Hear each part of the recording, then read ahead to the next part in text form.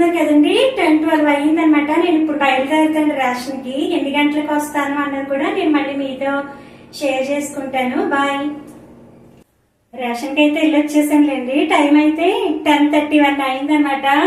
First time తొందరగా వెళ్ళి వచ్చేయడం. ఇంకా తొందరగా వచ్చేదిలేండి. దారిలో ఒక ఆంటీ మాట్లాడడం వల్ల సగం టైం వేస్ట్ అయింది అనమాట.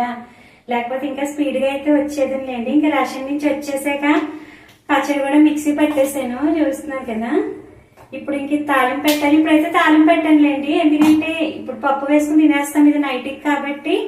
ఫస్ట్ బట్టలు ఆరబెట్టేసి కాసేపు రెస్ట్ తీసుకుని అప్పుడు తాలింపు పెడతాను. ప్రస్తుతానికి అయితే భయం వేసేస్తుంది నాకు బట్టలు ఆరబెట్టడానికి. మేడ మీదకి వెళ్ళాలంటే ఎంత ఎంటుందో.